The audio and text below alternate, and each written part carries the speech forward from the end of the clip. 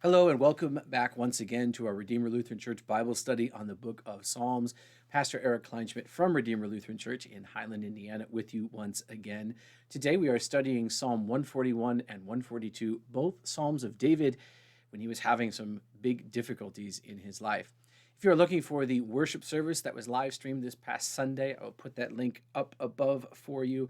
A little bit of a note, it starts halfway through the first hymn because, well, I was in charge of getting it to work while the volunteer that normally does that was recuperating at home, and I messed it up the first time, and there was no sound, and had to scramble the late service to get it to work, and I got it to work, but only after like the first three verses of the first hymn, which is really a shame because it was a really great first hymn, but the rest of the service is there. So my fault, sorry.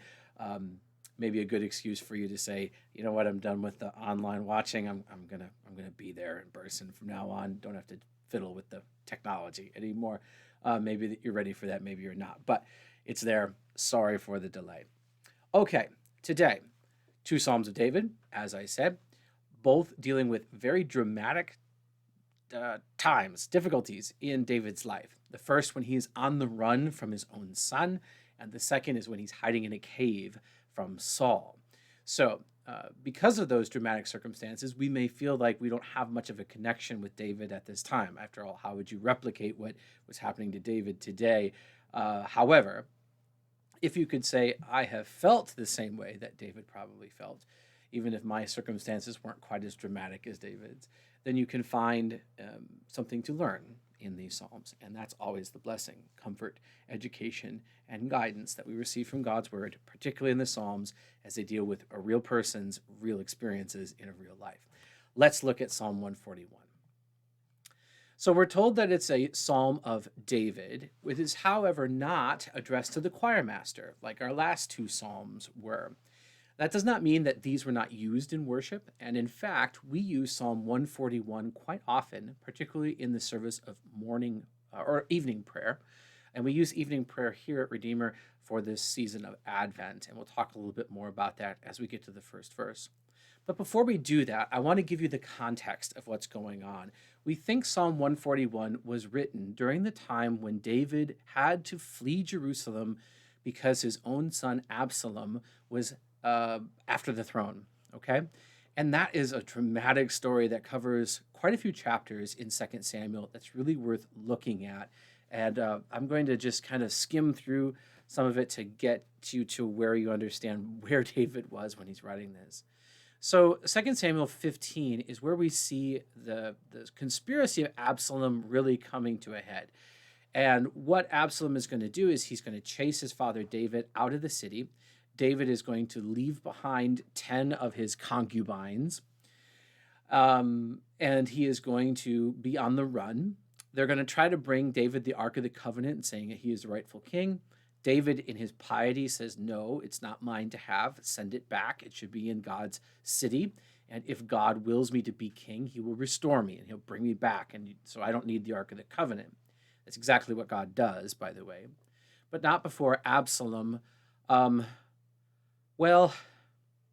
Absalom was a conniving guy.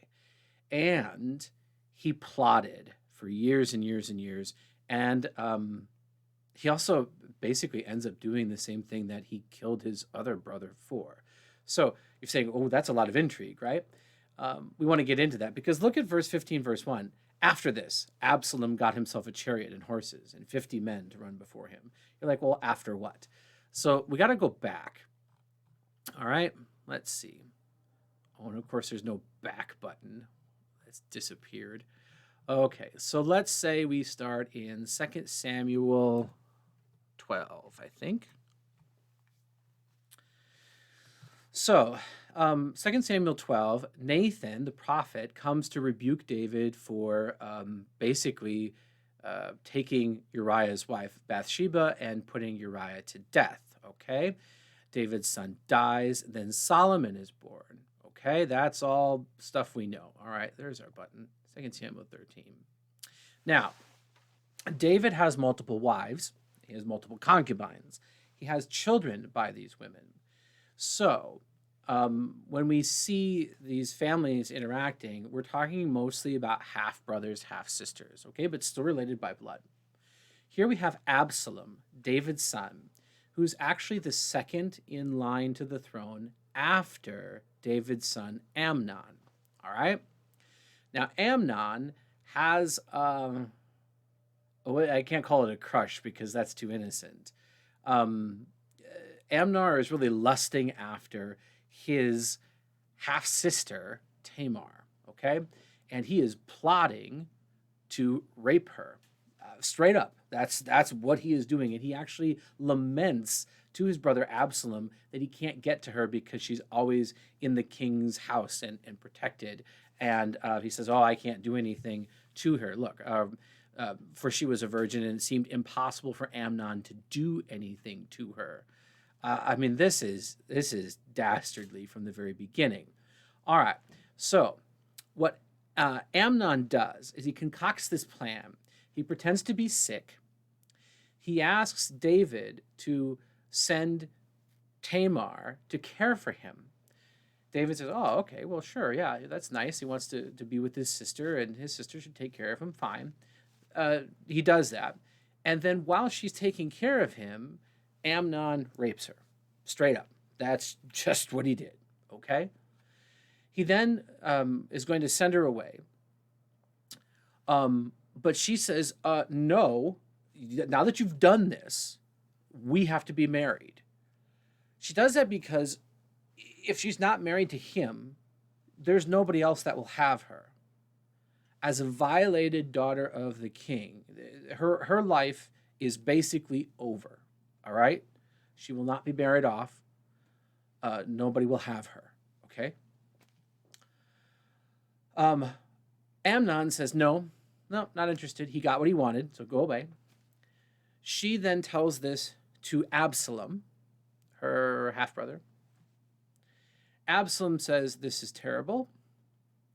Why don't you come and live with me? So Absalom redeems, protects, provides a place for his sister, and she lives in his household all her life. So that was a good thing that Absalom done. Now, Absalom is not going to let this go, okay? He is going to hold on to it, and he does it for years, all right? He plots this thing after 2 full years. See, verse 23, Absalom had sheep shearers at Baal Hazor, which is near Ephraim, and Absalom invited all the king's sons. He's inviting them to a feast, but he's setting it up so that his servants know that when he gives a signal, they are to murder Amnon at this feast. And that's what happened. The other children of David flee in terror. It's reported to David that Absalom killed everybody. David freaks out. His entire court freaks out. But then you see Jonadab, the son of Shemaiah, David's brother, said, let not my lord suppose that they have killed all the young men, the king's sons, for Amnon alone is dead. For by the command of Absalom this has been determined from the day he violated his sister Tamar. Now therefore let not my king to take it to heart as to suppose that all the king's sons are dead, for Amnon alone is dead. Okay, so from David's perspective, and from everybody's perspective, you could say he has really avenged his sister. But there is another thing that's going on here. Absalom is second in line to the throne behind Amnon. Now that Amnon is dead, Absalom is first in line. Did he do this only to avenge his sister's honor, or was it more self-serving for him? And is he plotting something else? Well, we'll see. But at this point, I think it's a little bit of both and, all right? Absalom recognizes that that's how it's going to be seen, and so he flees. Because he did murder his brother, the first in line to the throne. That's a serious thing, okay? Absalom goes, right, and doesn't return. After some years, I wish this thing would go away. There we go. Um, David's advisors say, okay, we got to fix this. So they're going to work on bringing Absalom back into Jerusalem. All right, there's this big scheme, which I'm not going to go into. We're going to skip right past that. Absalom lived 2 full years in Jerusalem without coming into the king's presence. So David agrees. Absalom can return home, but I don't want to see him. I don't want to see him. So that's what happens. And you would think that Absalom, after being allowed to do that, would be kind to David. Well, that's not what's going to happen, because Absalom is an ambitious person. Okay? So then we come to 2 Samuel 15. So Absalom, what he's going to do is, while now that he's living back in Jerusalem, supposedly reconciled with his father David and forgiven for the offense of killing his brother, he's going to start gathering to himself armies and weapons, and also the will or the love of the people. And so he starts sitting by the gate. And when people are on their way to see David to say, hey, I got this problem I need your help with, Absalom says, well, why waste the king's time with that? You know that I'm of the royal family. I'm first in line to the throne. Why don't you tell me your problem, and I'll deal with it? I'm the king's right-hand man, after all. So that's what he does, and the people love him for it. Okay, so that's all happening. He's slowly starting this coup, all right? At the end of 4 years, Absalom puts his plan into action. So this is 6 years that he's been plotting this after he killed his brother Amnon for violating his half-sister Tamar. There we go. We're 6 years. He plotted this for 6 years, okay? He leaves. He gets his army. He comes back. And we see this, and the conspiracy grew strong, and the people with Absalom kept increasing. Now we see what happens. A messenger came to David, saying, the hearts of the men of Israel have gone after Absalom. David said to his servants who were with him at Jerusalem, arise, let us flee, or else there will be no escape for us from Absalom. Go quickly, lest he overtake us quickly, and bringing down ruin on us, strike the city with the edge of the sword. And the king's servants said to the king, behold, your servants are ready to do whatever my lord the king decides. So the king went out and all his household after him, and the king left 10 concubines to tend the house. The king went out, all the people after him, and they halted at the last house. Okay? So as non-military personnel, the king's concubines should have been protected from any sort of problems. They should have just been allowed to, oh, okay, well, we were taking care of the house under David, and you're king now, so I guess we take care of the house now. But they're also concubines, right? So what does that mean? Well, what happens is David, after he flees and is on the run, Absalom comes into the city, and then, oh, no, this is too far. Back it up. It's at the end of 15.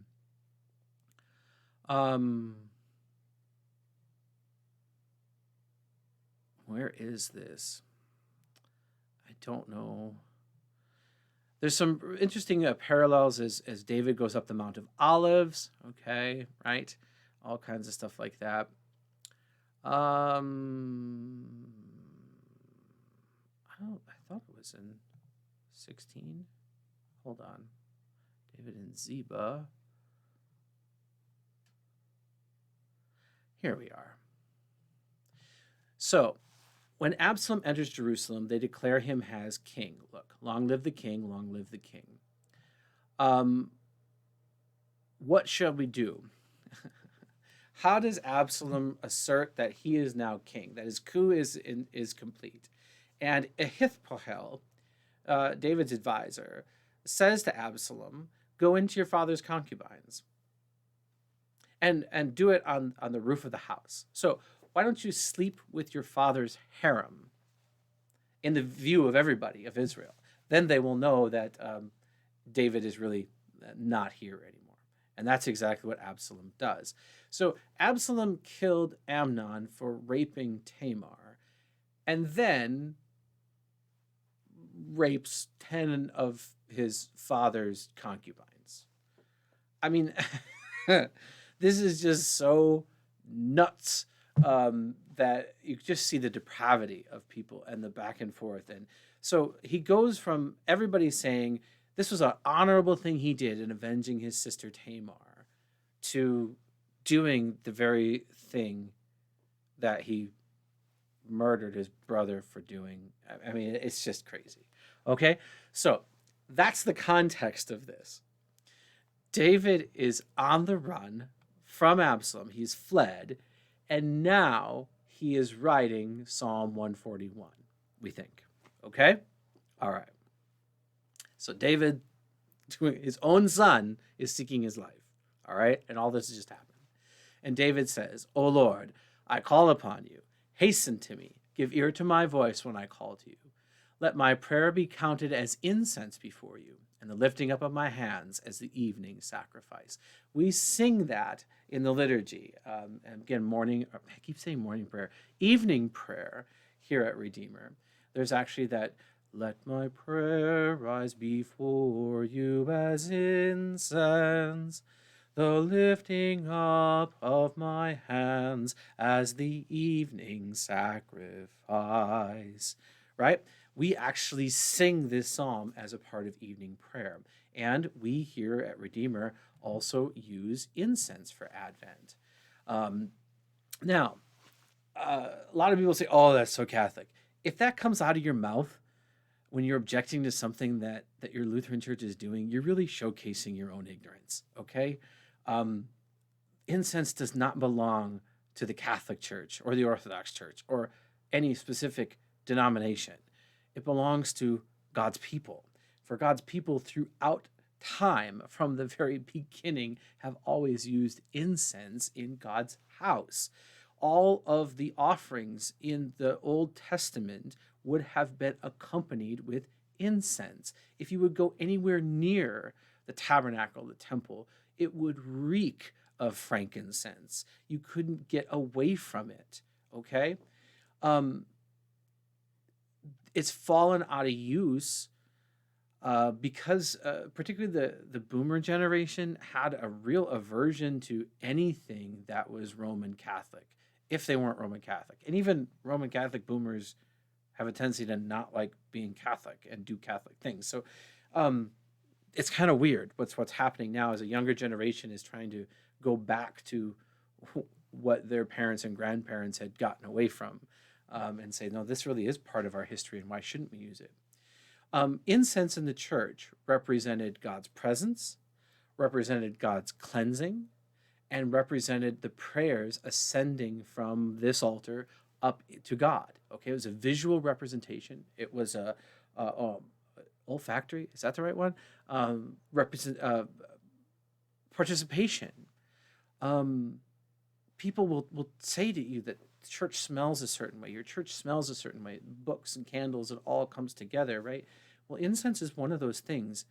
And Protestants, we gave it up, and we shouldn't have, because it really is there. Now, a lot of people say, oh, I'm allergic to it. It makes me cough, or I don't like it, and I can't stand it around it being used. That may be true, maybe.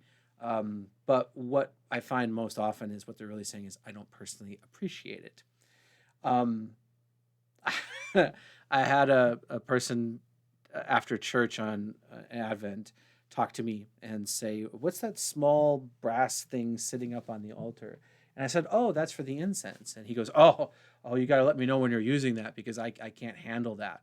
I can't be in a room when that's going off. And I said, actually, we used it throughout the service that you were just at for the last 45 minutes. What? Yeah. So I'm just going to leave that there, but pastors, trying to introduce your people to something that belongs to God's people throughout the last 6,000 years and having them make up excuse after excuse as to why they don't like it is really kind of frustrating. But anyway, it's part of God's worship. And when you get to heaven, it's going to reek of incense. Sorry. I had a professor that said, you better get used to it now, because you're going to spend eternity with it.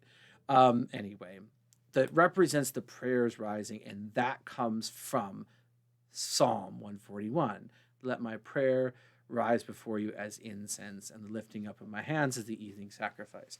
David is actually lamenting the fact that he cannot be in the temple for evening prayer, right? And so he's saying, let my prayer here, wherever he is, out in the hill country, be counted like the incense that would be at the temple. And the lifting up of my hands, praying to you, be as if I brought you the sacrifice that I would if I wasn't on the run from my own son. David is lamenting the fact that he can't be at church, okay? And so he's worshiping God out in the hills. He then asks, set a guard, O Lord, over my mouth. Keep watch over the door of my lips. Do not let my heart incline to any evil, to busy myself with wicked deeds. In company with men who work iniquity, let me not eat of their delicacies. David is asking God to help him refrain from sin, to keep him from temptation, right? He doesn't want to slander Absalom. He doesn't want to work things to his advantage. And we see that in how David responds when they bring the ark to him. And they say, you're the rightful king. You deserve to have the ark. Why should Absalom have it? And David says, you know what? That isn't right. It doesn't belong to me. It belongs to God, and it should be in God's temple. Take it back. All right? David recognizes that this is an opportunity and a temptation to do wicked things. Everybody would say he's justified, but he's actually saying, God, help me do this the right way. Okay? Let me not eat of their delicacies. Here's something, if you haven't figured this out, I'm going to reveal it to you. Evil is delicious. Okay? The things that are bad for us generally taste good, and the things that are good for us generally taste bad. It's a mark of our sinful existence, right? That brownies taste like heaven and broccoli tastes like dirt, okay? If broccoli tasted like brownies, we wouldn't have a problem getting kids or adults even to eat their veggies, right? But it's not that way. So it just shows us, again, how upside down our world is. Evil is delicious, but it's also vapid of any sort of nutritional value, spiritually, physically, that sort of thing. So David is acknowledging that, yeah, it would be delightful to really go after and crush Absalom and his stupid rebellion. Like, I'm a giant slayer, and I've killed 10,000s, and I'm still the king. He could act very much as Saul did, and it would be sweet. But David also knows that it wouldn't be lasting. So he says, let me not even get into that, okay? Verse 5, let a righteous man strike me. It is a kindness. What strange language. Let him rebuke me. It is oil for my head. Let my head not refuse it. Yet my prayer is continually against their evil deeds. David actually asked God to send him people who will speak righteously and rebuke him. This is something that we don't often consider. It's a major problem in our world today that people surround themselves only with those that agree with them. And I see this all the time. Number one place where I see it is when a relationship is in trouble, or there's been a separation or a divorce, that they splinter. And you have one side, saying, oh, yeah, it's about time that you left him or her. They were no good, and you deserve better, and all that. Just feeding into the support. We think it's support. Even when an objective person can look at it and go, well, no, like, you're the one who had the affair. Yeah. Like, objectively, I can look at it and go, no, this is wrong, and that they're the innocent party in this. It's generally not that clear cut. But anyway, you surround yourself with people that affirm what you believe, and you can see that as the friends kind of, oh, yeah, we're on this side, and they're no good, and you don't have a whole lot of people trying to play in the middle. And if you do, it's easy these days to silence them, to defriend, to hide, to whatever, and not listen to them. And we see that with politics. We see that with basically anything you want to get into. You can find an echo chamber to support it. And the longer you spend in that echo chamber, the more you're going to parrot that sort of thing. And that's why it's so surprising when you encounter a truth that doesn't care what you've had affirmed to you. So you might surround yourself with people that say, oh yeah, that orange is gray. And you live in that world for 5 years, and then somebody says, what are you, nuts? That orange is orange. Well, how could you say that? Because it's true. So we have a tendency not to want to be rebuked, to be corrected, and we select our friends and we surround ourselves with people that way. And online it has become easier than ever to limit ourselves to those kind of people. David is saying, Lord, don't let that happen to me. Give me somebody that will strike me with righteousness, that will smack me upside the head and say, this is wrong, repent, and do it the right way. Okay? Sometimes that's my job. It's not always pleasant. It's rarely fun, although sometimes if you're close to the people and you have that relationship, it can be enjoyable as you can reaffirm that relationship through struggle. I know it sounds weird, but that's a real connection and not the superficial things that we work on so much. David is saying, let my head not refuse it. Let him strike me. Please, God, if I'm doing wrong, send me someone who will tell me that I'm doing wrong. And yet he says, I'm continually praying against their evil deeds. I'm not going to give that up because I think they're evil, Lord, right? When their judges are thrown over the cliff, here's something you may not know. When we think of somebody being stoned, we think of somebody standing there, right? And then everybody picking up a stone and throwing it, and they pelt them until the person is dead. That's not probably how that worked in most cases, because one, it's hard to hit a moving target, and the person could run away, and might have a good aim, but so it's really not how they stoned. Most of the time, what they did was they would take you to the edge of a cliff, push you off. You'd fall down, you'd break your legs, maybe you'd die on the fall. But if you didn't, or maybe just for good measure, they would then roll boulders or throw stones off of the cliff on top of you, all right? Like dropping them, bombing you with stones. So it's a lot less throwing stones and more like crushing you with stones falling from above. So when David says, when their judges are thrown off the cliff, he's saying, let them be judged for their evilness and be stoned, which was a common punishment for those who worked iniquity. Okay? So that's what David is praying for. Then they shall hear my words, for they are pleasant. As one plows and breaks up the earth, so shall our bones be scattered at the mouth of Sheol. He's saying, listen, we're all going to go down to the underworld, the dead. But his words here are really strange. But what he is asking for is God's judgment against those who are working iniquity. David then contrasts himself with those people. He says, my eyes are toward you, O God, my Lord.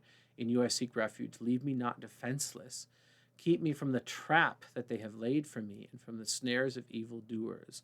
So again, David uses that hunting language. David as an outdoorsman, as a shepherd, as someone who had to defend the sheep, probably also was well-versed in trapping animals for food. And so he uses the language he's familiar with. And he sets it like, man, I can see them setting me up. That happens to everybody, I think. It happens to pastors sometimes, where people that dislike you or really do work to kind of set you up to fail. And sometimes the worst part is you can see it a mile off, but you can't avoid it, because to avoid it would mean doing something that is not right. So you have to go through with it, and then you have to suffer as they go, aha, see, look, I caught you, and this, that, and the other thing, and you can't tell other people that witness that why you had to do that. And that's difficult. And that's when you remember the Lord's words that the Beatitudes, blessed are you when others slander you and tell lies about you. It's hard, but it's part of the job, and it happens. David experienced it as well. He called it a snare. Let the wicked fall into their own nets while I pass by safely. David is asking for God's gracious protection. So all of this is probably directed mostly at Absalom and the people that are following him.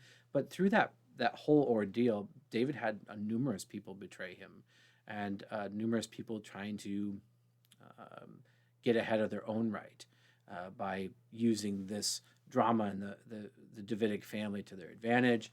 So David is really experiencing a really down time, and in his depression, in his hurt, he puts it on the Lord, and he says, Lord, you have to figure this out because I can't.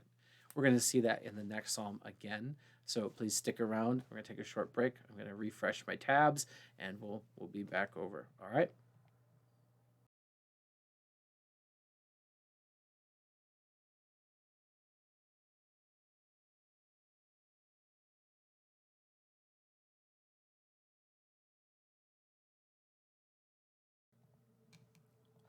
All right. Hopefully that recorded just fine for you, and you're ready for Psalm 142.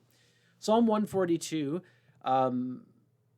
is going to be a psalm that actually was probably written before Psalm 141 because it talks about when David was in the cave. All right. So when he was fleeing Saul happened long before he fled Absalom, but for whatever reason, these are arranged in this way. We see here it's called a maskil of David. Again, we really don't know what a maskil was.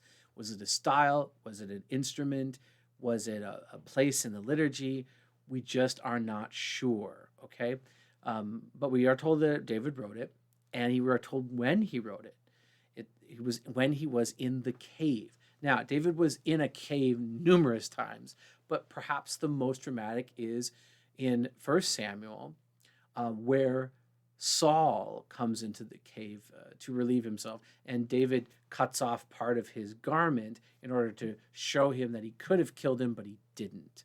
All right, he spared his life. So that's probably when, or at least the occasion for this psalm. And David tells us that it's also a prayer. Kind of serendipitous that in our Sunday morning Bible study, we are studying this very section we just had where David goes into the cave and at En Gedi, and Saul comes in, and we watched a video from my former Hebrew professor, my first ever Hebrew professor at Concordia University, Wisconsin, Dr. Jack Beck, who was very formative in my education. Great and interesting guy. He is doing a series for Our Daily Bread where he goes to places in the Holy Land and talks about what happened there. It's very interesting. I will put that link up above, or you can see the one where he goes into one of the caves where David and Saul were. So it might have been the very cave that David encountered Saul and cut off the corner of his garment. Could have been a cave two caves over or something. There's quite a lot of caves there, but it gives you a really kind of cool perspective on this. And so I'll put that link above. We watched it in Bible class, and if you would like to continue talking about David and Saul, Sunday morning, 9:15 between services, love to have you. All right, so that's when David is writing this.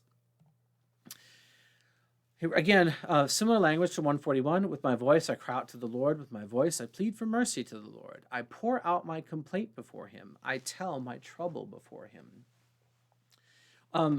God actually likes to hear about what you are concerned about. I know that sounds odd when we think about it. After all, God knows everything that's going on with us. He's directing everything that we're dealing with. So why would he want to hear about it? We get this picture that we would say, God, I'm really worried about this. And he goes, yeah, I already know. I've already taken care of it. Don't bother me. That's not the God that we have. Instead, we have a God who actually does want to hear, that does want to connect with us. So it's actually Tuesday. I want to get this recorded before the big snowstorm in case I can't be here. And so my son was in preschool, and afterwards he generally comes in, and a lot of days I already have gotten the report from the preschool teacher as to whether it was a good day or a bad day, right? If he listened or if he didn't. So even if I have that information, I still ask him, How was school today? What'd you do? Did you listen? See if he tells me the truth. um, those That's how we build connection. That's how we maintain relationship. And that is the God that we have, who wants to hear that. So when David says, I pour out my complaints, I have so many, I got a jug full, I'm just going to pour them out in front of the Lord, we don't get this perception that God is like, oh, David, come on. Yeah, all right, get through it. I got other things to do. It's not the kind of God that we have. So take everything to the Lord in prayer. All right? When my spirit faints within me, you know my way. David acknowledges the fact that God already knows the solution. In the path where I walk, they have hidden a trap for me. Here we have that snare language that was coming up, in Psalm 141 and also in many Psalms before. Look to the right and see. There is none who takes notice of me. No refuge remains to me. No one cares for my soul. Here you really see the depression and the loneliness that David is dealing with. There is a very, very good chance that David was suffering from clinical depression, from mental illness. David needed a counselor, a therapist, and maybe even some medication, all right? You see that in the language. Look at how he has placed everything in terms of absolutes. There is none who takes notice of me. There is no refuge remaining to me. No one cares for my soul. Is that true? Well, as in the case of David, as in the case of all of us, that's not true. So when people say, well, I'm worthless, nobody cares about me, it'd be better off if I weren't here, that is an absolute, utter lie. Because I've always found there is somebody that cares. There is somebody that wants you around. There is somebody, and in most cases, a whole ton of people that think it's better that you are here rather than that you are not.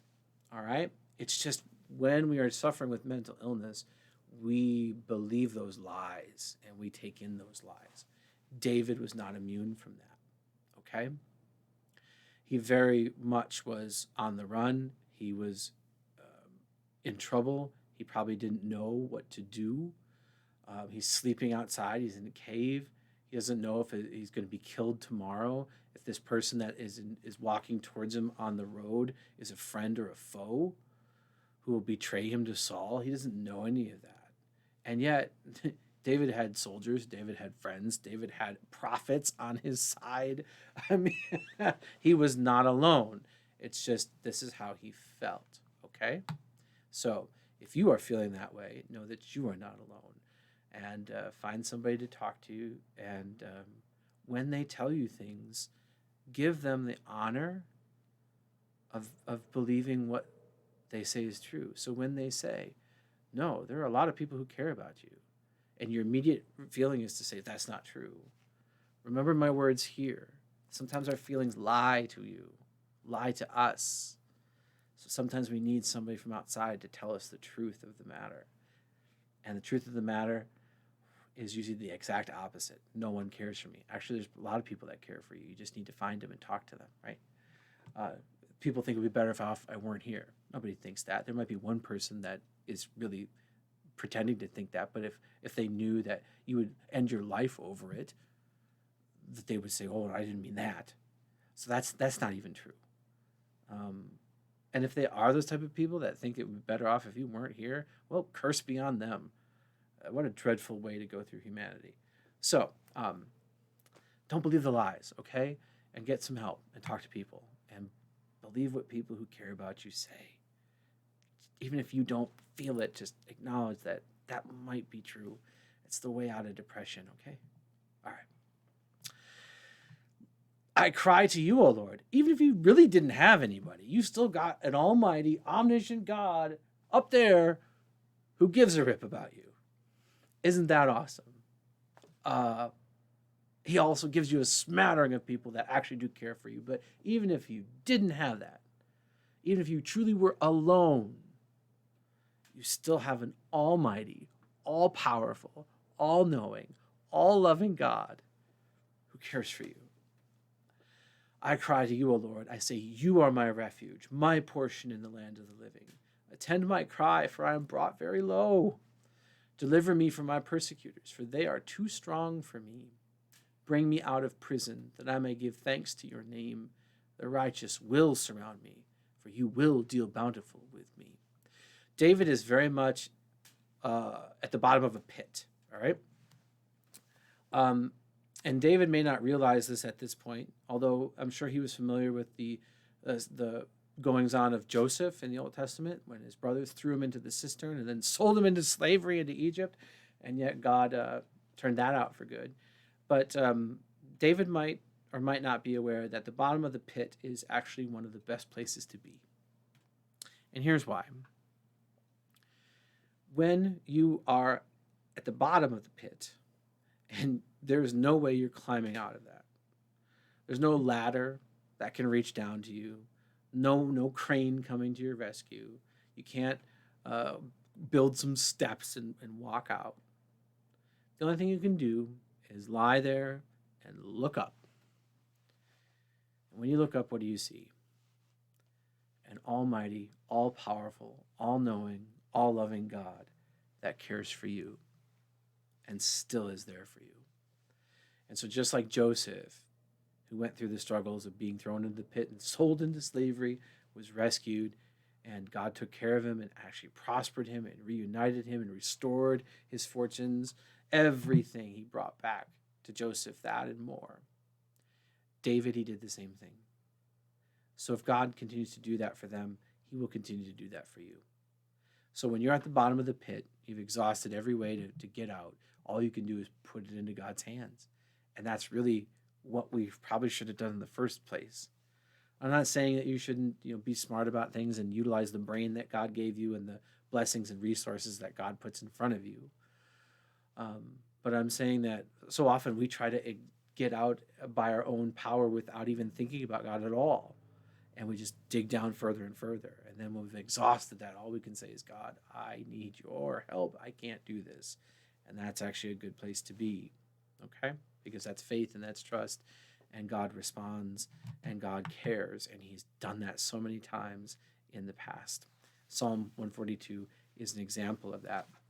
And here at the very end, we have what is so indicative of David and why he is so important.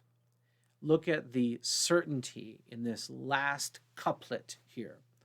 The righteous will surround me. You will deal bountifully with me. David, who goes through such depression, such doubt, such anger, such frustration throughout the Psalms, always comes back around at the end of his assurance that God will do good to him, that he will be righteous to him, that he will avenge him, right? That he will set right all that is so very wrong, right? And that's why David is so faithful. It's not because David was particularly good.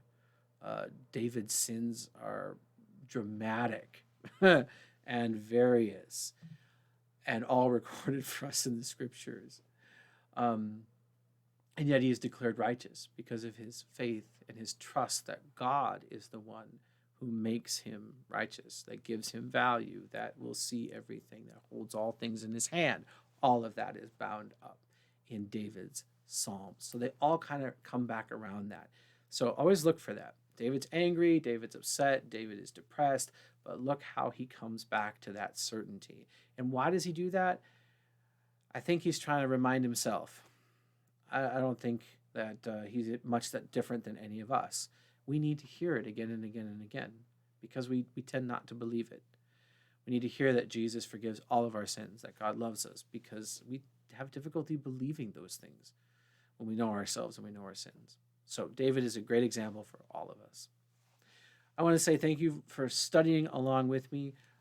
This past week, we preached about being in Bible study and how amazing it is to have a God who speaks to you through the scriptures, and that we should see more Bible study in our churches. And I'm thankful that a lot of you have mentioned to me that you were thinking about Bible study and you've now committed yourself to starting, whether that be in person here on Sunday mornings or Vicar's class on Wednesday, or Dorothy's class on Tuesday, or online through Psalms. Encourage you to keep doing that. And I'm really thankful that those of you that do participate let me know that you are learning something from all of this. Thank you so much for studying along with me. Last week's study I'll put up above, and you can catch up if you fell a bit behind. And hopefully we don't get flattened by the snow tomorrow. God bless you, and I'll see you next week.